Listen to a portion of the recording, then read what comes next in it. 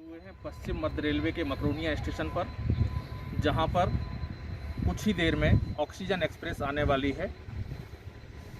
Oxygen express के विषय में आपको बता दूं कि इस समय जब देश के अंदर कोविड-19 नामक भयानक महामारी फैली हुई है, उस समय हमारे यशस्वी रेल मंत्री भारत सरकार श्री पीयूष गोयल जी ने एक व्यवस्था की है कि देश के कोने कोने तक ऑक्सीजन की कमी नहीं आने दी जाएगी और जहां पर ऑक्सीजन का उत्पादन हो रहा है उन प्लांट्स से एक ग्रीन कॉरिडोर बना के, यानी कि कहीं भी बगैर किसी रेड सिग्नल के सीधी गाड़ी उसके गंतव्य तक पहुंचाई जाती है, जिससे कि सैकड़ों मरीजों की जिनको ऑक्सीजन की अत्यधिक आवश्यकता रहती है समय पर ऑक्सीजन पहुंचाकर उनकी जान बचाई जा सके। ऐसे ही इसी क्रम में आज एक ऑक्सीजन एक्सप्रेस हमारे मकरोनिया स्टेशन पर पहुंची है। आइए हम इनके ड्राइवर साहब से और गार्ड साहब से बात करते हैं कि इन्होंने किस तरह से ऑक्सीजन एक्सप्रेस को जहां से ये लेके आए हैं यहां तक पहुंचाने में सहायता की है। चलिए देखते हैं।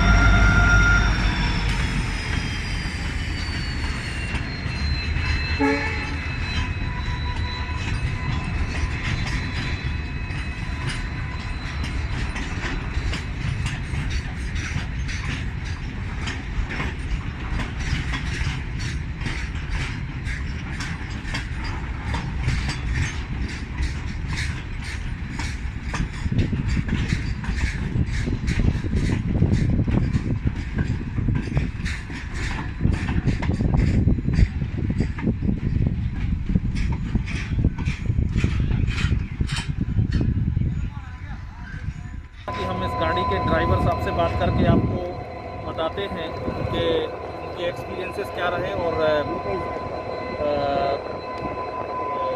तो अभी पता चला है कि रेलवे की कुछ ऐसी रूलिंग है कि driver on duty guard engine नहीं छोड़ सकते हैं और इंजन के पास अधिक साउंड पॉल्यूशन होने की वजह से हम उनका इंटरव्यू रिकॉर्ड नहीं कर पा रहे हैं। उनके जो सुपरवाइज़र हैं, लोको इंस्पेक्टर, ये भी गाड़ी पे साथ साथ सुपरवाइज कर रहे थे, गाड़ी चलवा के यही लाए हैं। हम इनसे पूछते हैं कि इनके अनुभव क्या रहे। सर, आपका शुभ नाम क्या है? जेपी विश्वकर्मा, लोको इंस्पेक्टर कटनी। अच्छा जी। ये स्टाफ आपके अंडर में है, इनके ड्राइवर और जी हाँ, सहायक ड्राइवर के नाम बता पाएंगे आप? हाँ, एसएन प्रजापति लोको पायलट हैं और शैलेश कुमार जैन जो है असिस्टेंट लोको पायलट है। जैसा कि रेलवे कह रही है कि इन गाड़ियों को उच्च प्राथमिकता पे ग्रीन कॉरिडोर बना के चलाया जाएगा, तो क्या आप बता पाएंगे कि आपको जहां से आपने गाड़ी में चढ़े हैं और गंतव्य तक कहीं आपको लाल सिग्नल देखने को मिला? कहीं कुछ नहीं, बिल्कुल टोटल ग्रीन सिग्नल, टोटल कहीं पर भी किसी प्रकार का अनअप्रोच सिग्नल भी नहीं मिला। अच्छा, इससे पहले भी आपने ऑक्सीजन एक्सप्रेस? हाँ, बराबर 5 गाड़ियाँ लेकर के आया मैं यहाँ पर और 5 गाड़ियों में जो है मतलब कि मैंने जो मॉनिटर किया है। अनुभव तो नहीं रहे?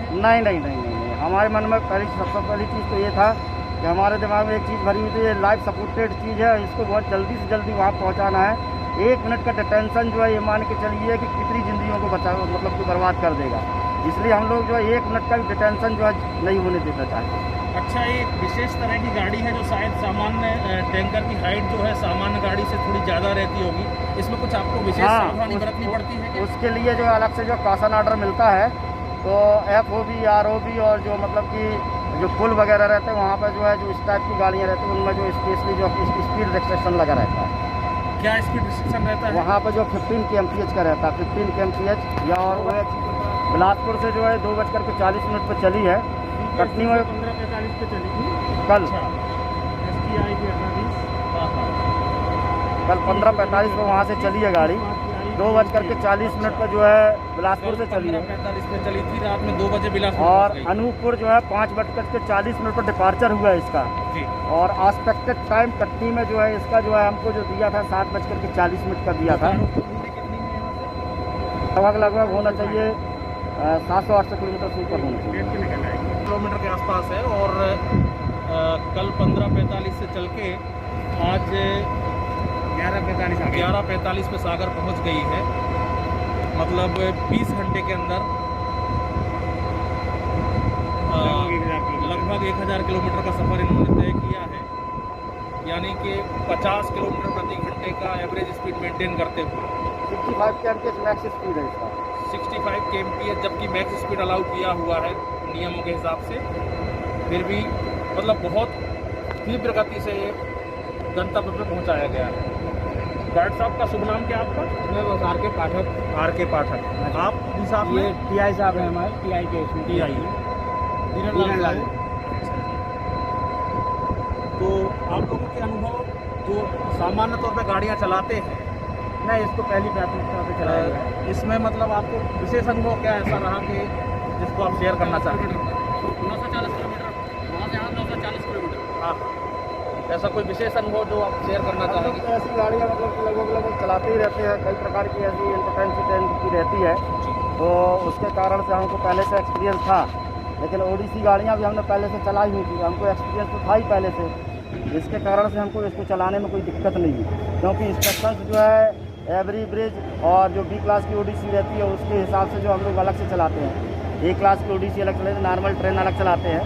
जिस तरह की गाड़ी रहती है उसके हिसाब से एक्सपीरियंस होने के कारण हमको कोई दिक्कत नहीं पड़ी ऐसी गाड़ी चलाने में। अच्छा, जैसा कि मीडिया दिखा रहा है कि ऑक्सीजन की पूरे देश में किल्लत है और मारामारी मची हुई है, इस हिसाब से किसी तरह की कोई अड़चन आपको आई रास्ते में? किसी नहीं, कोई अड़चन नहीं।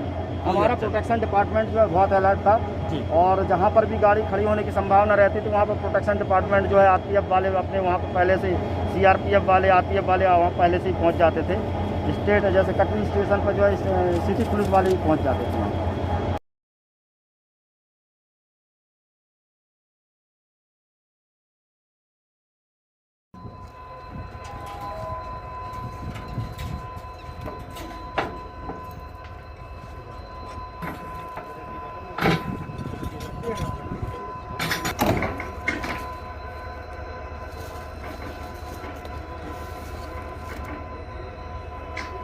कितने लोग?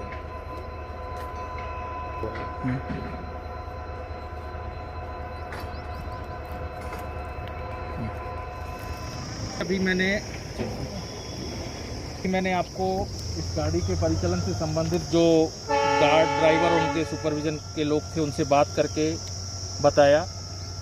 आपको बताना चाहूँगा कि रेल संचालन में रेलवे के अंदर ही कई और विभाग हैं, जैसे ऑपरेटिंग है, कैरेज एंड वैगन डिपार्टमेंट है, वाणिज्य विभाग है।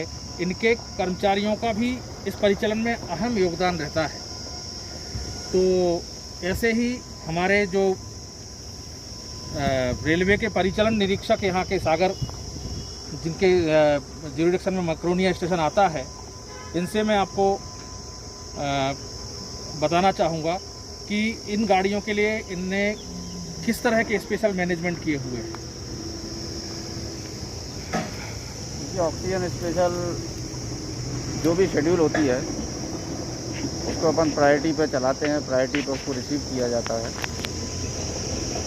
और स्टाफ को पहले से ही अलर्ट पे रखा जाता है, अलर्ट मोड पे, ताकि इसके लोडिंग, प्लेसिंग इसमें किसी तरह का विलंबन ना हो। क्योंकि हम सभी जानते हैं कि एक महत्वपूर्ण कार्य है और इस कार्य के द्वारा कई लोगों की ज़िंदगी दांव पर लगी होती है।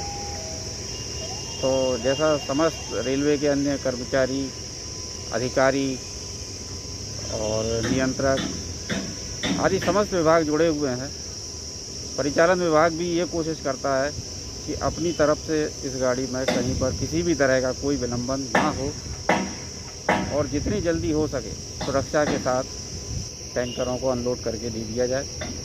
काफ़ी अच्छा अनुभव रहता है ये और लगता है कि हम भी कुछ जो है रेलवे के साथ देश सेवा कर रहे हैं। दिनेश कोठालकर। ये कैरेज एंड वैगन डिपार्टमेंट के खंड अभियंता खड़े हुए हैं। जी साहब, आपका शुभ नाम बताएंगे सर? अनुराग भट्ट। आपकी क्या भूमिका रहती है साहब इसमें? जब भी कोई लोडेड एम्प्टी गाड़ी आती है तो उसके साथ में स्टाफ कंपनी करता है, वो ये सुनिश्चित करता है कि कोई भी टैंकर चलते समय ढीला तो नहीं हो रहा है या गाड़ी में किसी प्रकार की खराबी के कारण ये गाड़ी कहीं को विलंबन ना हो, वो टैंकर सुरक्षित यहाँ तक आए और अपने गंतव्य स्थल दूर जाए। मतलब आपका स्टाफ भी गाड़ी पे एस्कॉर्ट रहता हाँ, है? एस्कॉर्ट रहता है, गाड़ी के साथ आता है। चलिए, बहुत बहुत अच्छा साहब, आप लोग जो जिस समय महामारी के समय देश की सेवा में अपना योगदान कर रहे हैं, बहुत ही महत्वपूर्ण है। धन्यवाद आप लोगों का। इसके साथ ही हमारे साथ में है मुख्य बुकिंग पर्यवेक्षक जो वाणिज्य विभाग का प्रतिनिधित्व करते हैं, श्री सत्येंद्र दुबे जी। हम इनसे भी कुछ एक दो प्रश्न पूछेंगे और उसके बाद इस कार्यक्रम का अंत करेंगे। जी, आपका शुभ नाम था? सत्येंद्र दुबे। सत्येंद्र दुबे। आप सागर में पदस्थ हैं? जी। मकरोनिया में ये गाड़ियाँ आ रही हैं, इसमें आपके विभाग का क्या योगदान रहता है सर? सर, हमारे विभाग का सबसे महत्वपूर्ण ये रहता है कि गाड़ी आ रही है, उसका अराइवल, डिपार्चर और एवं खाना पान से संबंधित उनको बोलो ना का उसको पूरी व्यवस्था करना, उनका चना ये रैक यहीं छोड़ के उसको GL1 रैंप में रख के आना, ऐसे ला रखेगा। उस संबंध में ज़्यादा जानकारी प्राप्त करना। आप पॉइंट मैन को बोलो ना, ये महत्वपूर्ण है। मतलब ये जो टैंकर के ड्राइवर और जो हेल्पर वगैरह रहते हैं, इनका भोजन पानी की व्यवस्था आप लोग करते हैं? मतलब किसी तरह की इनको कोई परेशानी इसके संबंध में आपने कभी इनसे जानकारी ली? जी, रास्ते में कभी कोई रास्ते में जो परेशानी होती है तो उनसे पहले पूछ लिया जाता है कि कहीं परेशानी हुई कि नहीं हुई। उसके पश्चात उनसे फीडबैक लिया जाता है, पश्चात ही खाना दिया जाता है उससे संबंधित कर्मचारियों को। आपके विभाग की भूमिका क्या रहती है इस कार्यक्रम में? कार्यक्रम में भूमिका सबसे महत्वपूर्ण तो खाना और उनका लोडिंग अनलोडिंग के संबंध में सबसे ज़्यादा भूमिका रहती है। लोडिंग वहाँ से कब हुई और उसका अनलोड यहाँ पे करवाना। अच्छा, कुछ ऐसा भी है कि ये जो रेलवे और राज्य शासन के बीच में यहाँ पे जो कोऑर्डिनेशन वगैरह है, ये कौन करता है? राज्य शासन की तरफ से तो वहीं से आता है, कर्मचारी रहते हैं, तहसीलदार साहब रहते हैं साथ में। हाँ, उनको सौंपना टैंकरों को उनके गंतव्य स्थान तक पहुंचाने में भूमिका रहती है। अच्छा, ये जो परिवहन में खर्च हो रहा है, पैसा खर्च होता होगा रेलवे में, तो राज्य ये शासन इसका भुगतान करती है। अच्छा, राज्य शासन, मध्य प्रदेश शासन इसका भुगतान कर रहा है। ठीक है जी, चलिए, धन्यवाद। आपका शुभ नाम क्या है? मेरा रमेश चौधरी है। रमेश चौधरी। अच्छा, आप यहाँ सुरक्षा ड्यूटी में रहते हैं? हाँ साहब, इधर हमारी ड्यूटी है जो ये 10 पटरी है, इन पे हमारी ये आर्मी के अंडर में है, यानी हमारे चार्ज में, हमारे चार्ज में। चलिए। हाँ। अच्छा, ये ऑक्सीजन एक्सप्रेस वगैरह जो आ रही है आपकी साइडिंग पे आ रही है? हाँ, जो ये पटरी है ना, इस पे अपने भी आ रही है, बाकी तो जो ये फील्ड प्रशासन है ये संभाल ही रहा है। अच्छा, सिविल, लेकिन इस क्षेत्र की सुरक्षा में आप रहते हैं? हाँ। कहीं किसी तरह की यहाँ पे मतलब ऐसी कोई आशंका नहीं रहती कि कुछ जैसे अभी बता रहे हैं ऑक्सीजन? सिविलियन का तो आना बिल्कुल इधर मना कर रखा है हमने, बैरियर लगा रखे, बोर्ड लगा रखे, हाँ, पूरी सुरक्षा की। मतलब ऑक्सीजन के जो टैंकर आ रहे हैं बड़ी सुरक्षित तरीके से डिस्पोज हो रहे हैं, है ना? बिल्कुल। ठीक है जी, ठीक। तो इस तरह से हमने देखा कि भारतीय रेल के कर्मचारी 24/7 अपने कर्तव्य का निर्वहन करते हुए इस समय राष्ट्र सेवा में अपना योगदान दे रहे हैं और भारतीय रेल के स्वर्णिम इतिहास में 4 चांद लगा रहे हैं। पश्चिम मध्य रेल के जबलपुर मंडल के मकरोनिया स्टेशन से मैं धर्मेंद्र